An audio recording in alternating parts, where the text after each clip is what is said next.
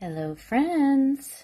These nail stands that are witchy are not quite done, so forgive me if they look a little bit incomplete, but I realized that I had a polish potentially to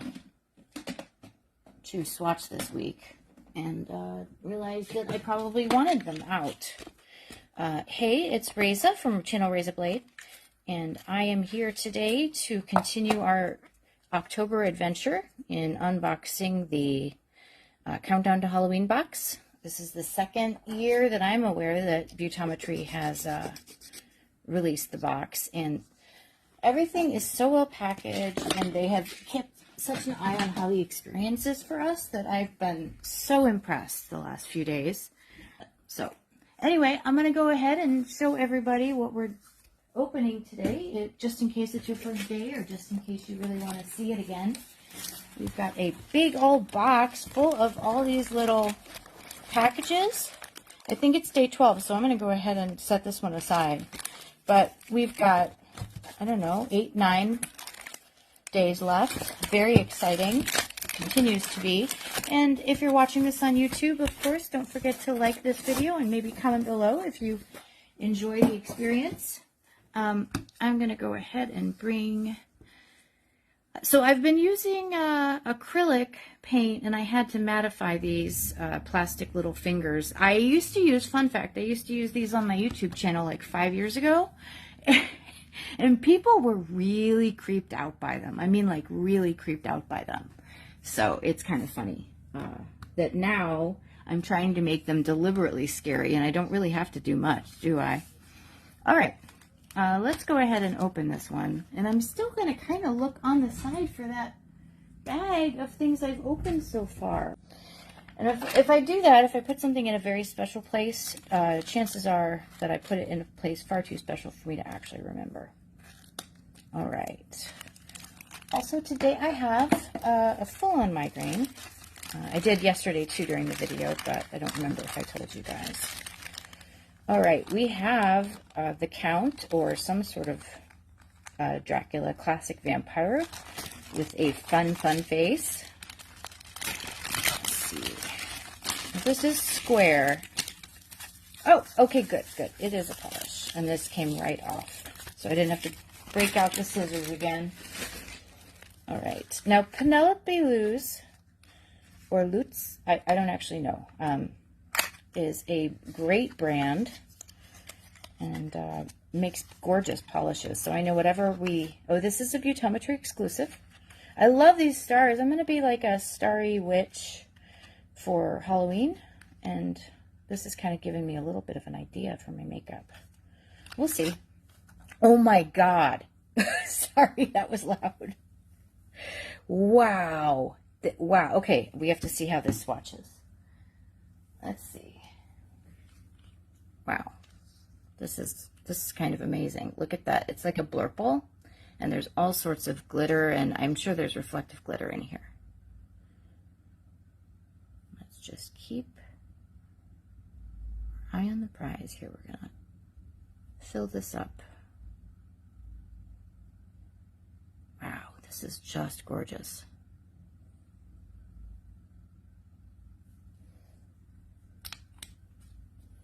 Beautiful. Okay, so this is 10 free, and it is, now there is a trend lately, maybe let me know if you're on YouTube in the comments below if you've heard a little bit about this. There's a trend lately from going to whatever free, 5, 8, 10, 7, whatever, to 15 free, and mentioning that you leave out ingredients that nobody ever puts in polish. So I'm interested to find that out, because there are always labeling, like, kind of tricks that people will use sometimes that I'm always trying to avoid, like buying those things. But this seems pretty legit, because there's another brand that apparently started putting in 15 free and mentioning that they're not putting, like, we didn't put any butter in the polish. This is a metaphor, but nobody puts butter in nail polish. Why would you say you left that out? Let me know if you know anything about this. Oh, wow. Okay, so this is just 2 coats. I mean, just 2 coats. 2 coats is fine. It's kind of normal. But this is just so beautiful. And of course, there is a flash effect that you're not going to get here with this regular old live camera footage light. But this is absolutely gorgeous. I mean, especially for fall going into winter and Halloween. Like, this would be awesome as a night sky. Or like a Galaxy Mani. I love Galaxy Manis. I'm going to make one more effort to look for the Naps and Nails polish. Apparently, if you got it, apparently it's magnetic, which I didn't know. And I am aware that I put it somewhere special so that I could show you again. But, oh, here we go, here we go. Okay, here we go. Naps and Nails exclusive polish. I'm going to try the magnet on it. That's good. That gives us a little bit more to talk about, because I did kind of feel guilty that I was leaving without a really decent demo today. And we're just going to talk about using magnetic polishes for a little bit. For the first 3 months I tried using magnetic polishes, it was a really big bust. Now, part of the issue was that I was using mainstream magnetic polishes, which it turns out at the time weren't as nicely strong as the indie polishes that were magnetic were. And you do want to work while they're wet. So I'm going to just sort of take my neodymium magnet here. And generally speaking, you want to go right above it. Like, we're talking a couple of millimeters here. And just leave it there. Do not touch it, of course, but just leave it there.